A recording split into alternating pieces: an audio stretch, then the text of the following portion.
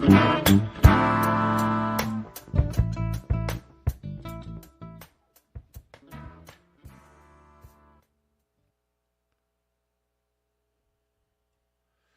right. Greetings. Welcome back to Blackburn News, where everything is connected. How y'all doing? Just wanted to jump on today and do a quick show. We're going to do like a lightning round today. I know I said that there wasn't going to be a show today, or probably wouldn't, but here I am. We're going to keep it like super duper short, maybe like 20 or 30 minutes. But just wanted to cover a few things. Thank you for hanging out, to those of you who showed up. Already, we got some people on Rockfin, we got some people on YouTube, we got some people on Callin, and we got some people on Twitter, I'm sure. Even though I can't see them until after the video's over. I'm sure there's somebody watching on Twitter. Okay.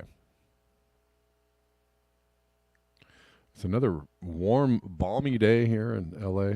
It's close to 80 degrees. It's going to be 80 degrees again tomorrow, but until we... warm for a couple more days until we actually get some fall weather. Also real quick, I wanted to thank Rich Diana for giving me a very generous tip on Rockfin yesterday. I think you did it at the end of the show or after the show, and I didn't really see it during the show. So thank you, Rich. I appreciate you. I got it. So what's been going on in the last 24 hours? Dean Phillips, who is, do you know he's even running for a Democratic candidate, as a Democratic candidate for president? He got into it with potential voters over his stance on Israel. What do you think his stance on Israel and Palestine is? At a campaign event in New Hampshire, and it got a little ballistic. And we're going to come back to that and probably watch that video. That's one of the things I want to come back to. Not only did Jerome Powell tell people to shut the effing door on the climate protesters, actually, his keynote speech event was cut short, and he was chased basically off the stage. There's more video coming. I'm assuming this is from the same event. But news, we just made federal chairman Jerome Powell flee his own keynote address. Powell could phase out fossil fuel financing, but he refuses. He fiddles as we burn. This man is a monstrosity. His grandchildren will curse him. What we did, and we do not apologize. Bravo, way to go. Climate Dad says middle-class parents need to grow the F up and stop treating this planet like an all-you-can-eat buffet. It's assuming let's not assume people don't have any consciousness, but let's also operate on the on the reality that a lot of people don't have a lot of consciousness out there. No, you can't have several SUVs, a big house stuffed with brands, fly off skiing in the winter and to the Caribbean in the summer, and also have a survivable future for your kids. Kind of messed up the delivery of that, but thanks, Climate Dad. You got the idea. Jeff Baradelli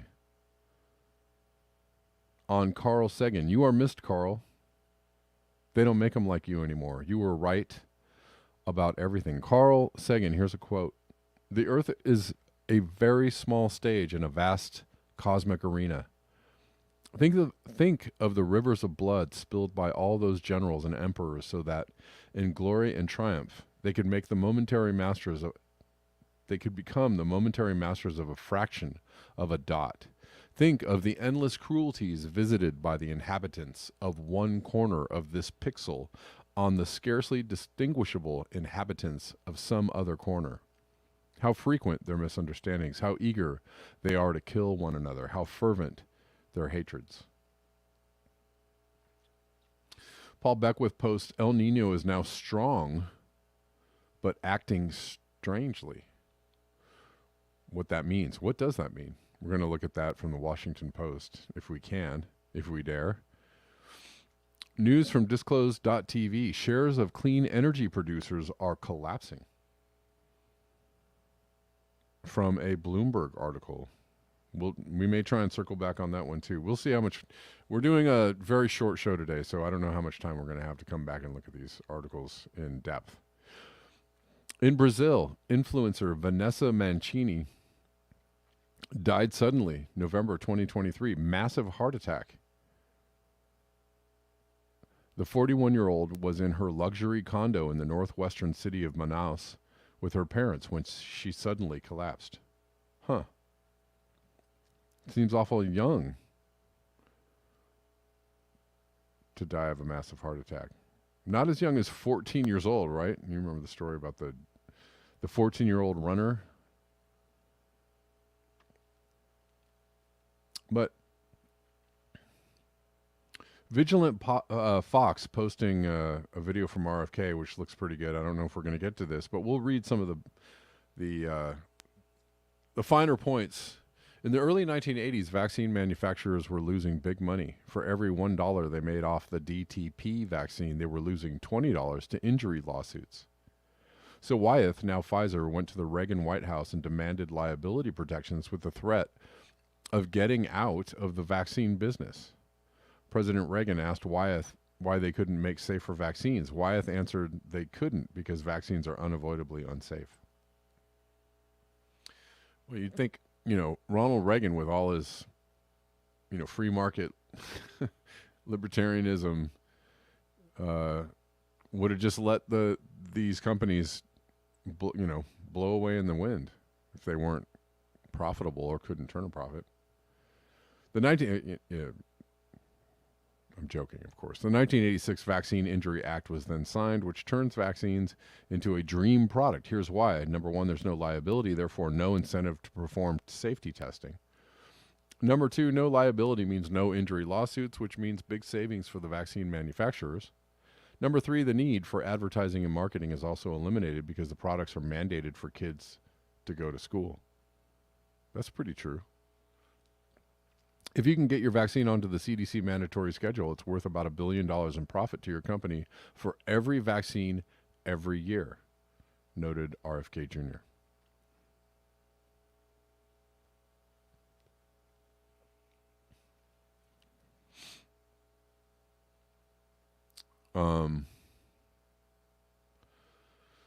There's a video going around, an older video of Noam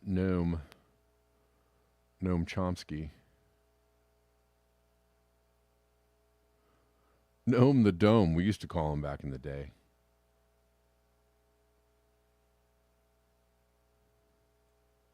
Someone asked Chomsky what he thinks about the statement that Israel should not exist and whether he is horrified by it.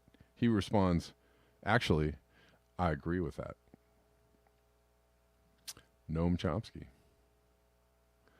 In other news, the U.S. has produced more oil so far in Biden's presidency than it had to the same point in Trump's.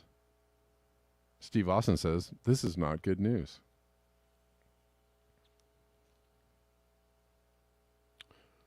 More oil for the Biden administration at this point in his presidency than Trump. Doomer Girl News, the consequences of this increase are far-reaching. She's retweeting this headline, which says, significant increase in short duration, extreme precipitation over mountainous areas in China seen under global warming. Just mountainous areas? The consequences of this increase are far-reaching, as short-duration extreme precipitation events could lead to flash floods and landslides, endangering lives and ecosystems, particularly in mountainous areas. Just in China, though? It kind of is. It's like happening all over the world. Just in China? Extreme temperatures around the world says the worst heat wave in South America history kicks off. Records will be obliterated in a large scale, including the hottest nights. Yesterday, Bolivia had its highest minimum temperature in climatic history, with 30.1 C at San Jose de Chiquitos. Robor had its hottest day with 42.6 C. 30.1 C minimum. That's warm. What is that, 90 degrees? No, 86. Let's see. 86. Just when you think the temperature is going down, you can sleep. Oh my God, it's 86 degrees still. Probably quite humid, I'm sure. How you doing, Rock Fenders? I see you.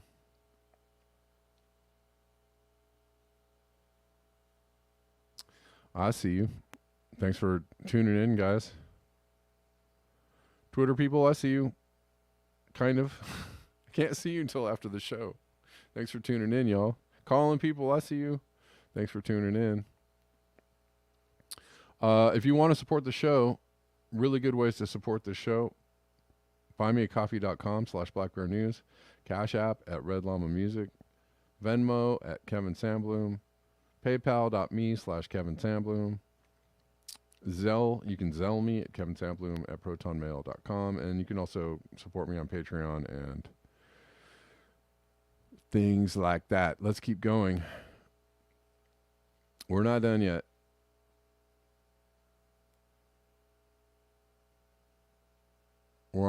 It's almost time to circle back, but we're not quite there. We're real close. Real close. I'm waiting for the computer to catch up to my demands.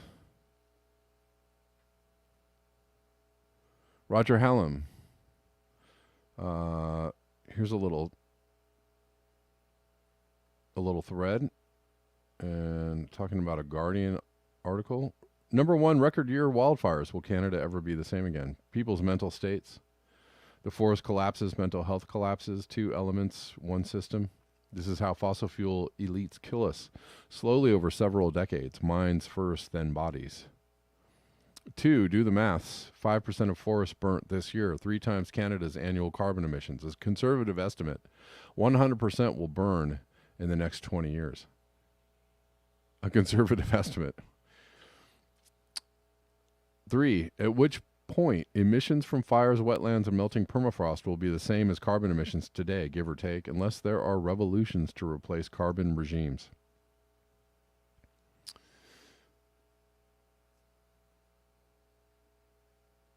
And lastly, David Ulrich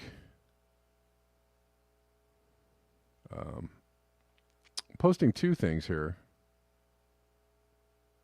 A microplastic eating plankton may be worsening crisis in oceans, say scientists. A type of zooplankton found in marine and fresh water can ingest and break down microplastics, scientists have discovered, but rather than providing a solution to the threat plastics pose to aquatic life, the tiny creatures known as rotifers could be accelerating the risk by splitting the particles into thousands of smaller and potentially more dangerous nanoplastics. Wow.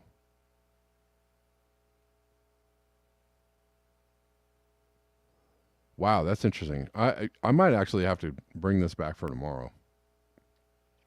And another post on that one.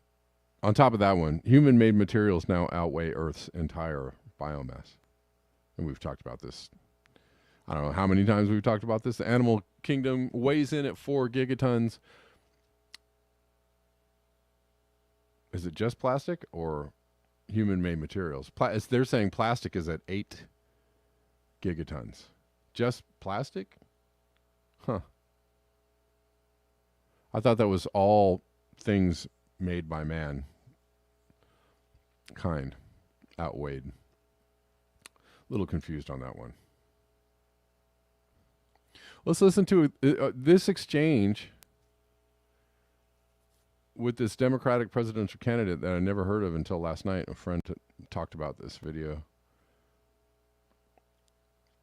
Kind of covers a lot of, gets into a lot of different things real quick. But we'll listen to it because it's interesting. And there doesn't seem to be any, a lot of candidates out there, some a little better than others. But all the candidates have a terrible take, pretty much on Israel, for one. Not one of them seem to have a decent or I don't know, some kind of logically balanced take on Israel. They all seem to have terrible takes on Israel, even if they have good takes on other things. Let's see if we can play this. Man, is my computer running slow? It's a little warm here, but it doesn't feel that warm. But my computer says I'm hot. Hold on. Let's see if we can make this work.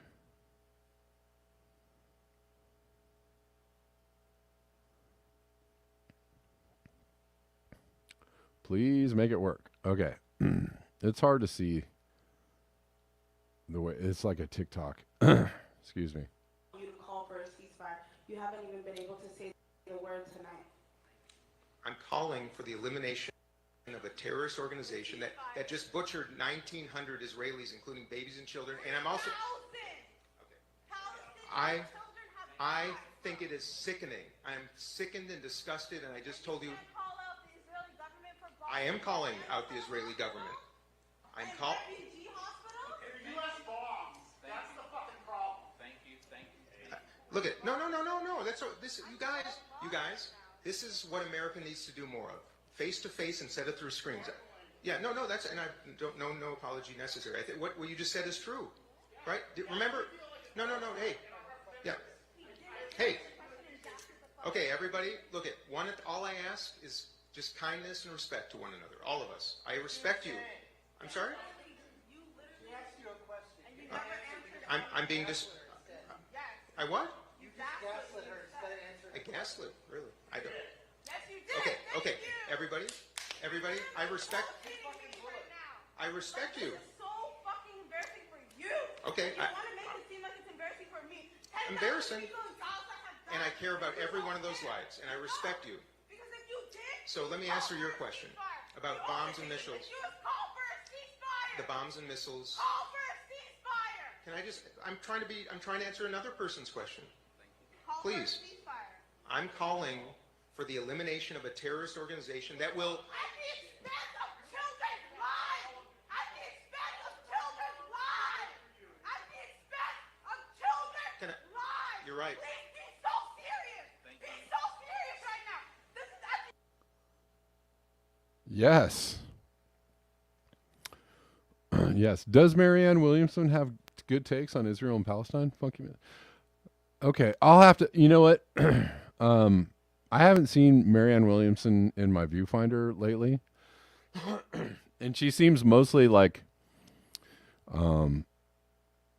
she seems like really lukewarm at best on almost every issue. I'm just really not very excited about her or anything she has to say. But if she has a fairly good take on Israel, I'd like to hear it. So, let's see if I can find this. I'd like to hear it because I haven't really heard,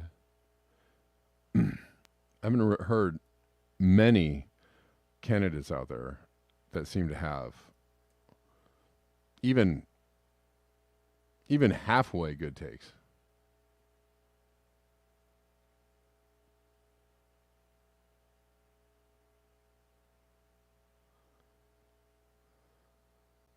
I'm trying to wait for this video to come on up. Come on up. I didn't think it was a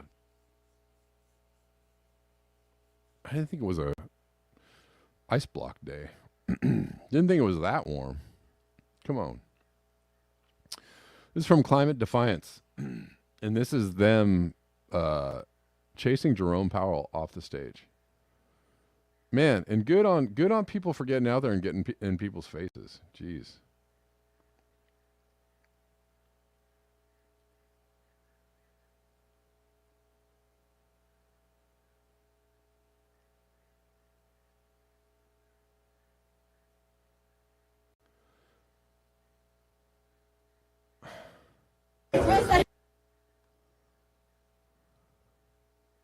Us at risk of economic disaster.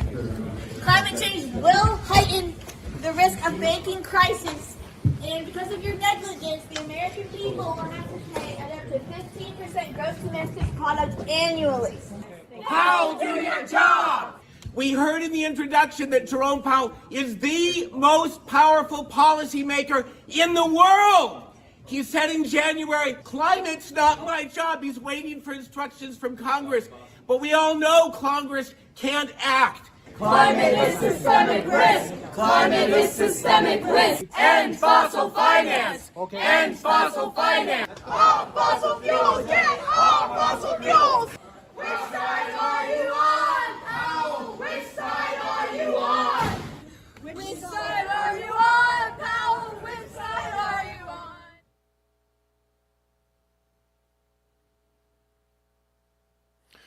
All right, good stuff from Climate Defiance. Yeah, looks pretty fake to me. It's like they're totally fake. And Jerome Powell, totally isn't helping to continue to push the financing of fossil. I mean, what else can he do? But they're clearly not doing anything about climate change, the thing that they say that is a serious issue. They're not doing anything about it, so people are upset. I thought you were supposed to do something about climate change. I don't know. That doesn't sound like something that's like made up to me, right? Because if it was made up, they'd be doing all the things. They'd be going, ham on it. They wouldn't be trying to arrest people protesting the thing that they said was a serious issue.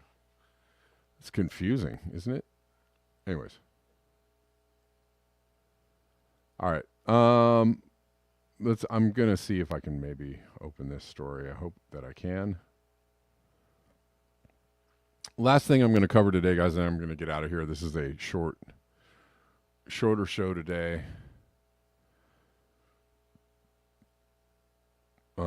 But I'll be back tomorrow at around, somewhere in the 1 to 2 p.m. Pacific time tomorrow. I know my schedule has been all over the place, and I apologize. I'm trying to do the best that I can. Let's look at this. El Nino is now strong but acting strangely. What that means, by Matthew Capucci from the Washington Post. El Nino creeping into strong territory. The National Weather Service's latest advisory indicated Thursday, and the phenomenon is forecast to remain at least. God dang it. Now they push the thing up. Hold on one second.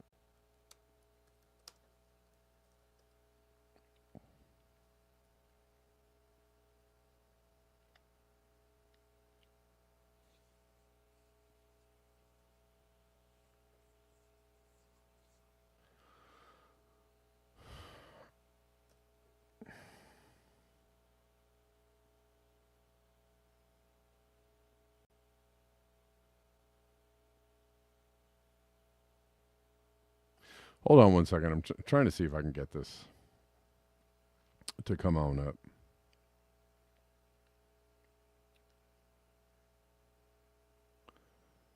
Let's see. Anyways, the phenomenon is forecast to remain at least at this strength into the winter months. There's even a 35% chance that it becomes historically intense. El Nino's climate pattern, which begins with a warming of water temperatures in the eastern tropical Pacific, is a large-scale driver of atmospheric conditions that shuffles key weather systems around the world. But there's an important wrinkle right now. The atmosphere hasn't yet really responded to the building El Nino the way it typically does. Oh my. Meteorologists often rely on El Nino to offer insight into broad trends that might affect winter in the United States and other parts of the world, but a murky reflection of El Nino in the atmosphere so far raises questions about what the upcoming winter could have in store across the lower 48 states. Well, golly, I mean, if we're going to surpass 2C globally, I imagine whatever it is not going to be anything near normal. Typically during strong El Nino winters, warmer air builds across Alaska, western Canada, and the northern United States.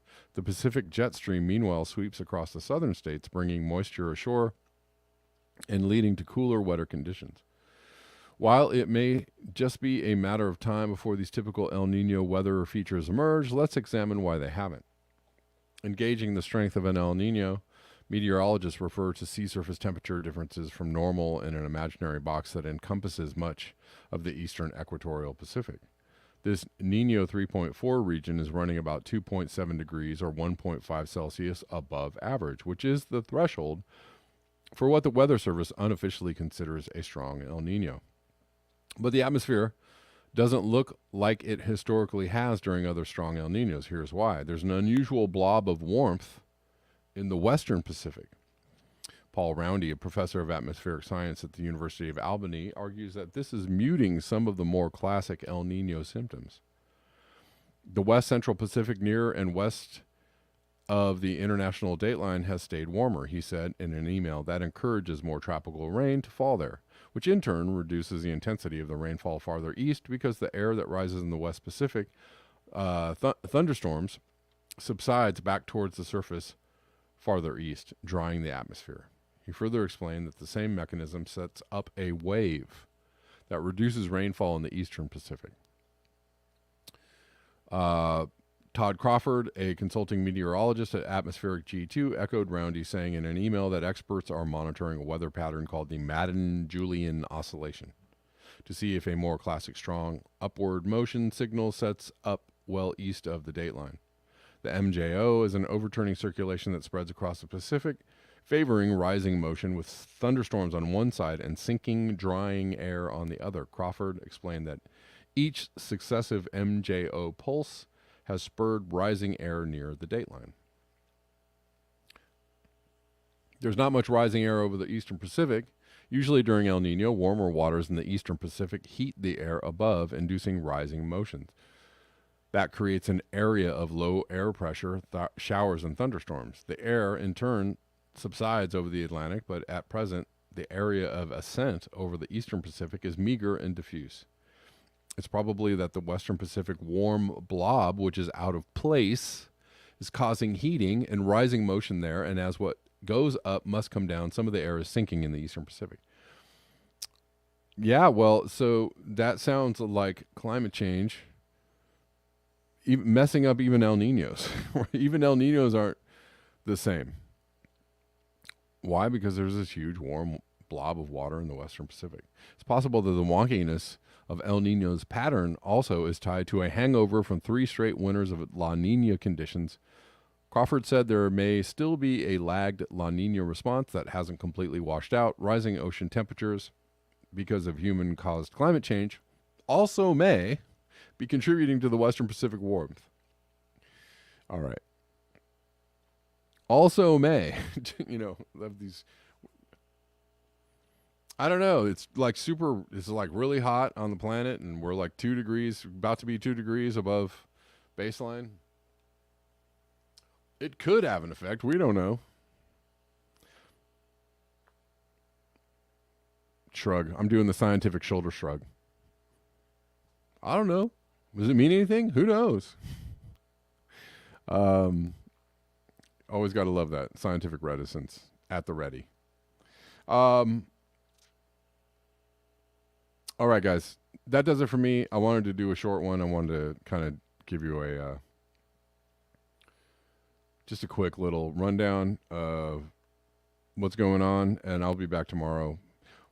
Either 1 p.m. or 2 p.m. Pacific. I don't know yet. Just keep your eyes open, and you should see the alerts, or maybe you won't. Just check in on your favorite platform, whatever you like to watch the show on, and eventually I'll come around. All right, guys. Enjoy the rest of your day, and until next time, peace.